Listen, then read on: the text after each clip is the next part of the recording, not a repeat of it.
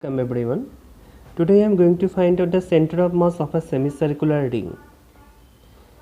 But if I want to apply the method of symmetry, then what according to our prior knowledge we know that if two masses, if they are equal, if they are connected by a line smaller, then the center of mass will be pointed somewhere here, that is at the midpoint of the line joining these two masses, that is at a distance r by 2, and it is also at a distance r by 2. Okay. So this is the method of symmetry. I can say if the two masses are equal in the two halves, then the center of mass will be at the symmetry. If I just consider a arc, and if I just take two elemental masses dm at the two sides, if I connect these two by a line, then the center of mass of these two masses, since they are equal, so they are at the middle point. Similarly, if I consider another two masses points, dm prime and this is dm prime, then the center of mass will be also at the middle point connecting these two. So we can say the center of mass is on this line of symmetry. But where it is for the total? So for that particular case I am considering an arc. Basically, with respect to the point 2, it makes an angle 2 theta. So from this concept we can say the center of mass will be on this line of symmetry, that is OX. So here I am considering an elemental mass dm which is at a angle alpha with the line of symmetry, and this can be represented as lambda into smaller into d alpha, because smaller is the radius of the arc and d alpha is the angle. Similarly, if I consider another mass element at the same angle but it is on the other side of the line of symmetry, then this dm will be equal to lambda into r into d alpha. Then the center of mass of these two will be on this particular line, let us say at this point C. So from this xcm is equal to xdm divided by dm. If I try to find out for this total rod, then it will be integrated. But since I am considering the concept of symmetry, and along with that it is on the two sides of this center of symmetry or the line of symmetry, so this thing can be integrated from 0 to theta and here also 0 to theta. So I am placing 2 here, 0 to theta on this side, 0 to theta on this side.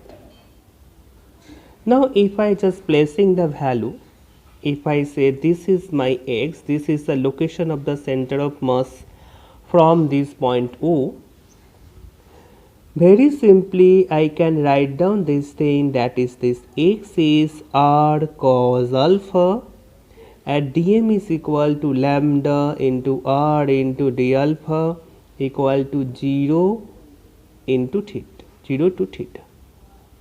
Here also I am doing same thing, that is 0 to theta, lambda into smaller into d alpha. So obviously from here it becomes lambda into r square 0 to theta integration of cos alpha d alpha divided by lambda into r integration of 0 to theta d alpha.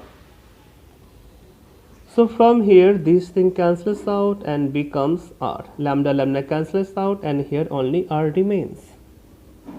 After this integration it becomes sin theta and it becomes theta. So location of the center of mass can be determined by r sin theta divided by theta. If I want to find out the center of mass of the semicircular ring, so this thing is like this is, we can say this is a center and this is of radius capital R. If I say this is the point O, then this is C and OC is basically the line of symmetry and C is the point where the center of mass can be find it out. So the position of the center of mass, that is xcm, or we can say OC, can be easily find it out by capital R sin, since it is pi, so that theta will be just half of it, that is pi by 2 divided by pi by 2. So it will be at 2 capital R divided by pi. If I consider this is my y axis and this is my x axis, okay, or this is my x axis and this is my y axis, then I can simply write down the coordinate of the center of mass, that is x and y, is basically equal to 2r pi, that is along the y axis, along the x axis it is 0, so it is 0 comma 2r by pi.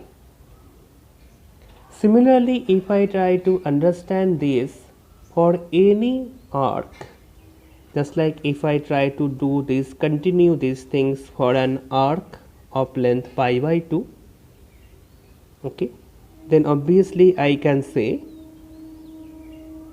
this is x axis, this is y axis, and this is the symmetry line, and if it is O and if it is C, then C will be the position of the center of mass, and that can be find out by the relation, the same relation capital R.